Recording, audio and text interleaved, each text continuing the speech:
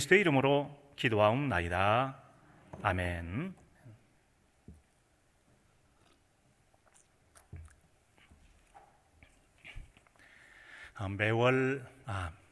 매해 10월 첫째 주일은 세계 성찬주일 혹은 세계 성만찬주일로 지키게 됩니다. 그래서 세계에 있는 모든 교회들이 같은 날 성찬식을 거행하죠. 그래서 세계 성찬주일이라고 말합니다. 자, 그런데 금년에는 10월 첫째 주일에 성찬식을 거행할 수가 없었죠. 잘 아시는 것처럼 코로나19 이 바이러스 관계 때문에 우리가 하지 못하고 그 10월 첫 주에 우리는 세 번째 주일에 성찬식을 거행할 것입니다 라고 미리 광고를 하고 오늘 이처럼 함께 참여하게 되었습니다. 자, 여러분, 이 성찬식이라고 하는 것은 예수님께서 너희는 이것을 행하여 나를 기념하라 라고 하신 행하라는 주님의 명령에 순종하여 거행하는 이 예식입니다. 여러분, 그렇다면 이 성찬식은 우리에게 어떤 신앙적인 의미가 있는 것일까요? 첫째로는 우리는 이 성찬식을 통하여 예수님의 살에 참여하게 됩니다. 성찬식은 이 빵과 포도주라고 하는 이 두 가지 음식물을 가지고 행하게 됩니다. 그 중에서 바로 이 떡을 혹은 빵을 먼저 먹게 되죠. 자, 이 같은 여러분, 이 성찬식은 다른 음식을 먹기 전에 이제 그 예식을 행했음을 성경을 통해서 볼 수가 있습니다. 사도행전은 2장 46절에 보면 집에서 떡을 떼며 기쁨과 순전한 마음으로 음식을 먹고 라고 말씀합니다. 이 앞에서 말한 집에서 떡을 떼며 라고 하는 이 떡을 떼면 바로 성찬 예식을 말하는 것이고, 그 다음에 뒤에 있는 음식을 먹으며 라고 하는 것은 내내 유대인들이 먹는 음식이라는 게 떡과 포도주 혹은 빵과 포도주가 똑같은 것이지만 앞에 있는 것은 의미를 담아 성찬식을 행하고 그리고 이제 음식물을 먹었다, 이렇게 이해할 수가 있을 것입니다. 여러분, 이 같은 이 오늘의 말씀은 유대인에게 있어서는 그들의 해방절기라고 하는 매우 특별한 의미 있는 절기가 되어집니다. 그래서 이 유월절이라고 하는 것은 유대인들에게 있어서 매우 중요한 한 사건과 깊은 관련이 있습니다. 하나님은 저 애굽 땅에서 고생을 하는 이스라엘 백성들을 이제 벗어나 가나안 땅으로 인도하시기 위하여 정하신 때가 있었습니다. 그때 모세를 세우시고 이집트, 오늘날 이집트라고 하는 애굽의 왕 바로에게 그를 보내시죠. 그리고는 내 백성을 내보내라 라고 그 왕에게 말합니다. 그런데 왕의 입장에서는 말도 안 되는 얘기죠. 그래서 9번이나 걸쳐서 그 왕이 거부를 하게 됩니다. 그래서 하나님 마지막 10번째 커다란 재앙을 준비하시고 이제 그 일을 진행해 가게 됩니다. 그것은 바로 애굽 땅에 있는 모든 짐승이나 사람 할 것 없이 남녀노소 빈부 귀천을 가지지 않고 처음 태어난, 즉 초태생은 모두가 다 죽게 할 것이라는 겁니다. 그래서 결과적으로 하나님 말씀대로 그 바로 왕이 거부하게 되었을 때 왕의 큰아들인 왕자도 역시 죽게 됩니다. 아주 이집트 땅 전체가 짐승이고 사람이고 할 것 없이 너무 많은 생명체가 죽고 그러다 보니까 난리가 난 거예요. 아마 이스라엘 백성들이 꼴 보기 싫었을 겁니다. 두렵기도 했겠죠. 나가라고. 그래서 이스라엘 백성들은 모두가 나오게 되어지는데 이스라엘 백성들에게는 특별한 구별하심이 있었습니다. 그는 바로 모세를 통하여 양의 피를 문설주와 임방에 바르는 집은 건너갈 것이다 라고 했어요. 죽음의 사자가 지나가는 거죠. 그래서 건너간다, 이게 바로 유월이죠. 영어는 패스오버, 건너간다, 건너뛰었다라는 거예요. 그래서 이스라엘 백성들의 집은 건너뛰고 살아있던 그들은 하나님의 약속의 말씀 붙잡고 모세의 인도를 따라 출애굽, 즉 이스라엘을 탈출하게 되어집니다. 바로 그런 절기를 기념하여 오늘 이 음식을 먹게 되는 겁니다. 이 같은 이스라엘 백성들에 있어서 이 유월절이라고 하는 것은 우리로 말하면 8.15 광복, 8.15 해방 절기와 같은 것이고, 그들이 남의 종살이로부터 벗어나 이 구원받음에 대한 무한한 감사로 드리는 하나님 앞에 감사의 절기라고 할 수가 있습니다. 자, 이 같은 이 유월절을 지킬 때 먹는 음식이 있습니다. 그 중에는 무교병이라는 게 있죠. 그리고 쓴나물이라는 게 있고 양고기를 먹습니다.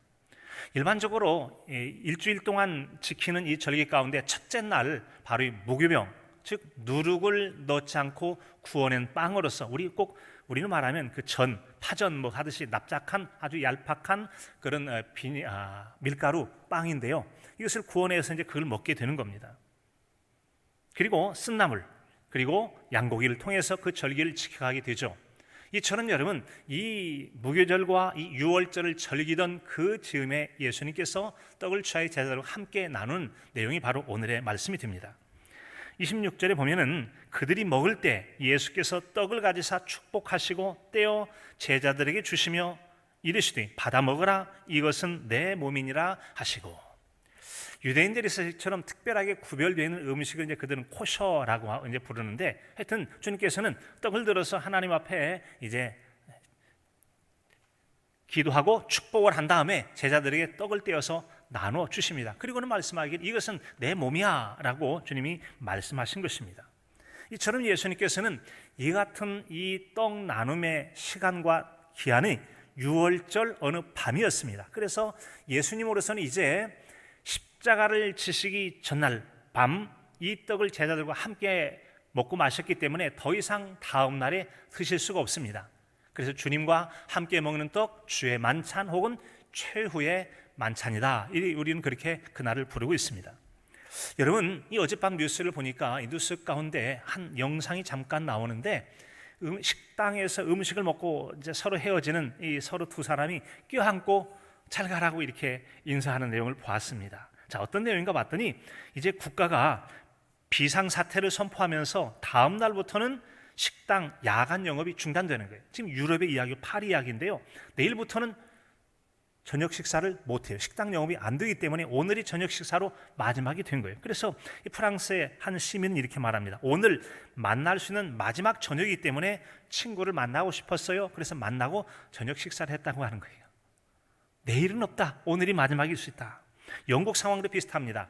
자택, 곧 자기 집에서 혹은 술집에서 식당 같은 데서 모든 실내에서는 가족이 아닌 다른 사람과는 만남이 금지가 됐습니다. 여러분, 이것은 소설이 아닙니다. 실제 유럽에서 일어나고 있는 실제 상황이에요. 세계보건기구에서는 여러분, 이제 효과적인 대책이 없다면 몇 달 안에 유럽 지역에서 가장 사망자가 많이 나왔던 4월 달에 4~5배에 걸친 많은 그런 감염자와 사망자가 나올 것이라고 예고한 바가 있습니다. 그래서 이제 오늘 이제 아침 제가 유럽의 통계를 보니까 하루에 나오는 확진자가 41만 3,121명입니다. 우리가 지난 여러분 10달 동안에 25,108명이 나왔어요. 오늘 것 빼고 어제까지 25,108명이었는데 이들은 하루에 41만 명이 더 나와요. 이 어마어마한 확진자가 있고 거기에는 많은 사망자가 또 나오게 될 것입니다. 여러분, 그래서 오늘 우리가 행하는 이 성찬식도 앞으로 언제 다시 할지 정확히 알 수는 없어요. 오늘도 여기는 원래는 10월 첫째 주 해야 되는데 코로나 바이러스에 따른 이 거리두기나 여러 제약이 있었기 때문에 연기를 해서 1단계로 낮춘 오늘 이렇게 거행하는 거 아니겠습니까? 물론 교회는 여러분 1년에 4차례 성찬을 거행할 기회가 예정이 되어 있습니다. 하지만 이 코로나 바이러스라고 하는 이것의 변수가 있기 때문에 우리는 다음 때 꼭 한다고 장담할 수 없는 것이 오늘의 현실이라고 하는 것입니다. 그런 의미에서 오늘 거행하는 이 성찬식도 특별한 뜻깊은 성찬식이라고 할 수가 있을 것입니다. 예수님께서는 십자가를 지실 일을 앞두고 제자들과 음식을 나누셨습니다. 그래서 비장한 마음으로 유대인들의 음식으로 먹는 떡을 들어서 축복하시고 제자들에게 떼어 주셨습니다. 받아 먹어라. 이것은 내 몸이니라. 자, 그것은 예수님께서 첫 번째 행하신 성찬식이었습니다. 그때 예수님이 나눠주신 빵 조각은 예수님의 살을 상징하는 거였습니다. 그 떡으로 말할 것 같으면 그들이 일상적으로 무교절마다 이미 오래전부터 먹어왔던, 즉 출애굽 이후로 계속 먹어왔던 수천 년의 역사를 가진 일반적인 떡이에요. 누룩을 넣지 않는 유월절 혹은 무교절에 먹는 떡이었음에도 불구하고 그 떡을 이제 이것은 일반 떡과 달라, 눈에 보기에 그리고 먹는 떡으로는 똑같지만 의미를 부여하겠다. 이것은 바로 내 살을 의미하는 떡으로서 성찬식에 사용하거라, 그런 뜻이 됩니다.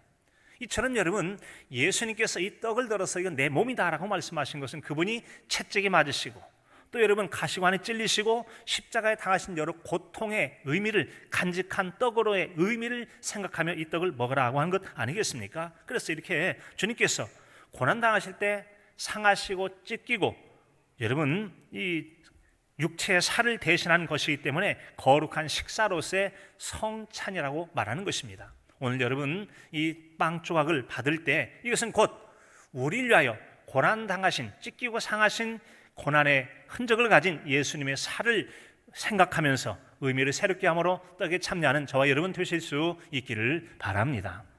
두 번째는 여러분이 성찬이라고 하는 것은 예수님의 피에 참여하는 것입니다. 이제 떡과 포도주를 행하는 성찬의 두 번째 음식은 바로 포도주라고 하는 것이에요. 오늘 말씀 27절에 보면 또 잔을 가지사 감사 기도하시고 그들에게 주시며 이르시되 너희가 다 이것을 마시라. 잔을 들었어요. 그리고 하나님께 감사합니다 기도하신 다음에 다 마시라 라고 제자들에게 건네주신 것입니다.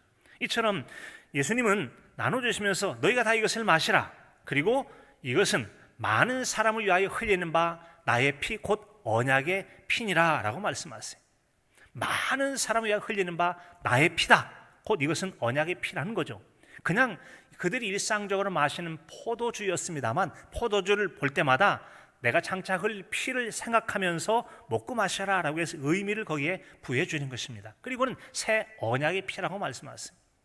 이 새 언약이라는 말씀을 생각할 때 여러분 구약의 언약에 비해서 새로운 언약을 주신다 그런 의미가 되겠습니다만 이 언약이라고 하는 것은 계약과는 다릅니다. 만약에 어떤 사람이 땅을 사고 팔 때 계약하면 서로가 쌍방 간에 약속을 하면 계약이 됩니다. 그런데 언약이라고 하는 이것은 어느 한 편에서 일방적으로 너 이거 해 그럼 내가 무작정 줄게 자기가 일방적으로 약속한 거예요. 그래서 일방적 약속, 하나님 편에서 주도적으로 우리에게 약속하시고 예수님을 통하여 우리에게 주도적으로 주신 일방적 약속이 바로 이 언약이라고 하는 것입니다. 여러분 이 같은 하나님과 사람 사이의 언약을 맺을 때는 구약 성경에 보면 항상 피라는 것이 개입이 되어 있습니다. 피.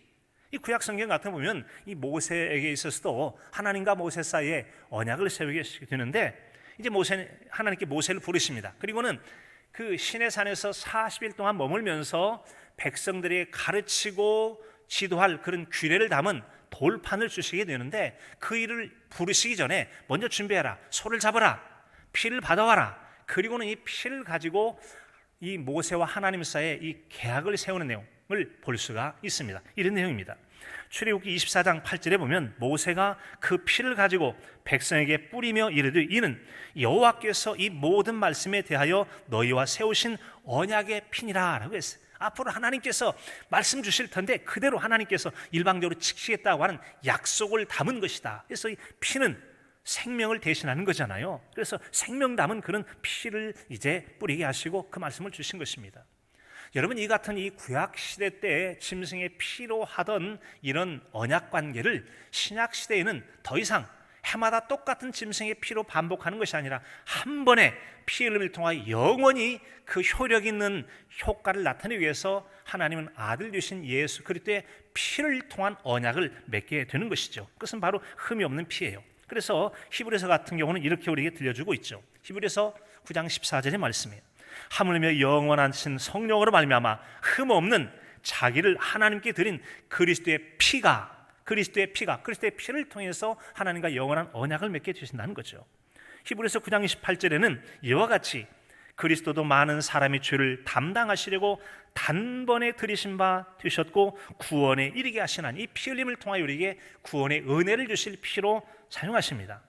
그리고 히브리서 10장 11절에 보면 제사장마다 매일 서서 섬기며 자주 같은 제사를 드리되 이 제사는 언제나 죄를 없게 하지 못하거니와 이전에 짐승의 피로 했던 제사는 죄를 없이 하지 못해요. 한 해만 덮어주는 임시방편용이었어요. 그러나 12절에는 오직 그리스도는 우리를 위하여 한 영원한 제사를 드리고 한 번으로 영원한 효과를 나타내는 그 제사를 드리는데 그것은 바로 다름 아닌 하나님의 아들 주신 예수 그리스도의 십자가의 피로 드리는 피의 계약을 맺겠다라는 피의 언약을 맺겠다는 겁니다. 이처럼 예수 그리스도의 피 흘림은 바로 백성들의 구원을 위한 새로운 언약의 필요 요소가 되었던 것이죠. 그래서 더 이상 짐승의 피가 아닌 예수 그리스도의 피로 우리에게 이 계약을 맺어 주셨다라고 하는 것입니다. 따라서 우리는 여러분 이 성찬에 참여하고 포도주를 마실 때마다 나를 위하여 채찍에 맞으시고 가시관을 쓰시고 찔리고 또 십자가에 박힐 때 몸에 흘리신 피를 기억하고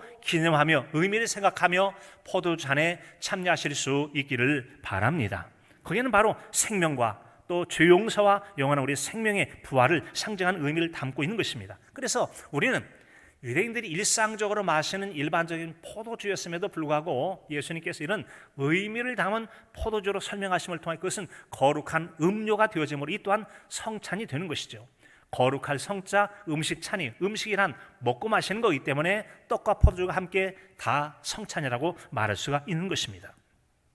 자, 여러분, 이처럼 이 성찬이라고 하는 것은 훗날 하나님의 나라에서 먹고 마실 새로운 또한 하늘의 음료와 양식을 예표, 상징하는 것이 되기도 합니다. 요한계시록 19장 9절에 보면 천사가 내게 말하기를 기록하라. 어린 양의 혼인잔치에 청함을 받는 자들은 복이 있도다. 하나님의 나라에서 예수님께서 그 모든 예수님 믿는 자들과 함께 혼인잔치를 베풀 터인데 그 자리에 참여하는 사람은 복이 있다고 말씀하시면 이것은 하나님의 참되신 말씀이라고 했어요. 하나님의 참되신 말씀은 이 거룩한 성찬에 참여하는 자, 그리고 하늘의 떡과 포도주에 참여할 자가 복 있는 자라 했습니다. 바라는 이 땅 나그네 인생으로 사는 날 동안 비록 우리는 이 땅에서 나는 떡과 포도주로 성찬을 행하게 되지만 훗날 우리 주님과 다시 만날 그때는 거룩한 하늘 음식과 음료로 어린 양의 혼인잔치에 참여하는 복 있는 저와 여러분의 신앙의 삶이 되실 수 있기를 간절함으로 축복합니다. 여러분, 이 내용을 예수는 마태복음 26장 29절에서 이렇게 말씀합니다. 그러나 너희에게 이르노니 내가 포도나무에서 난 것을 이제부터 아버지의 나라에서 난 새 것으로 너희와 함께 마시는 날까지 마시지 아니하리라 하시니라. 즉 예수님께서는 이제 오늘 밤 잡히시면 내일은 십자가에서 달려 죽으시기 때문에 내일이라는 게 없어요.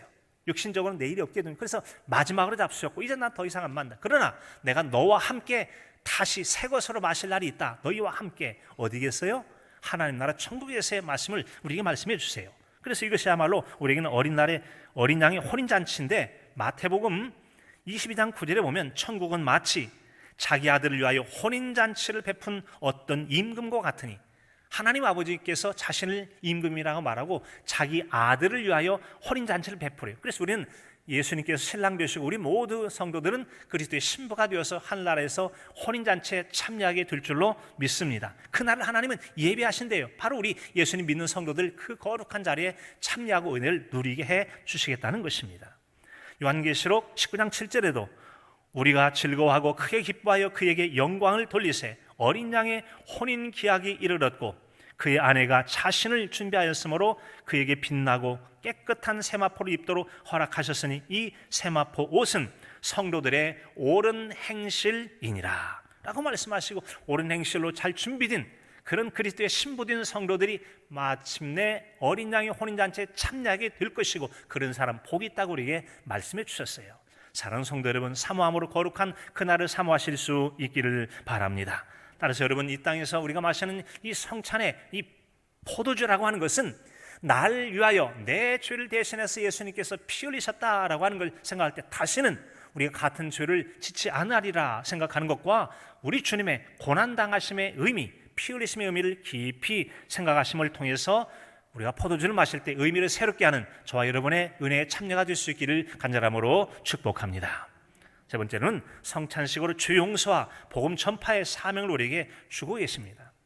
성찬식에 사용하는 이 떡과 포도주라고 하는 것은 상징성을 가지고 있는 거죠. 바로 주님의 살과 피를 상징합니다. 그리고 이 같은 상징물인 떡과 포도주를 통하여 성찬식을 거행하는 목표도 있지 않겠어요? 그 목적이라고 하는 것은 바로 우리를 위하여 우리 주님의 살과 피 흘리심을 통하여 우리의 모든 죄를 용서받게 하는 것과 또 우리를 위하여 행하신 우리 주님의 일들을 기억하게 하는 데 매우 중요한 의미가 있습니다. 기억하게 하는 것이죠. 따라서 우리는 성찬 예식을 할 때 그냥 단순하게 떡 조각이 하나 작은 포도잔 마시는 걸로 끝나지 않고 우리 주님의 그 고난 당하시고 행하신 일들을 여러분 기억하며 참여하실 수 있기를 바랍니다.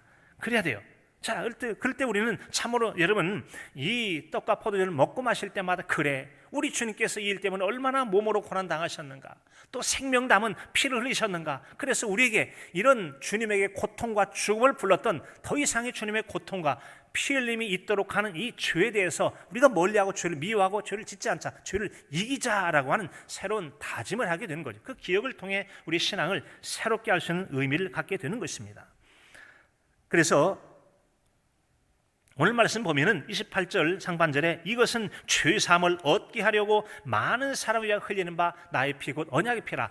죄 사함을 얻게 하려고. 여러분 그렇습니다. 이와 같이 왜 피 흘림을 통해서 우리는 죄 사함을 얻게 되는가? 피 흘림이 없은즉 사함이 없다고 그랬잖아요. 피는 곧 생명이라고 그랬어요. 그래서 히브리서 9장 22절에도 율법을 따라 거의 모든 물건이 피로써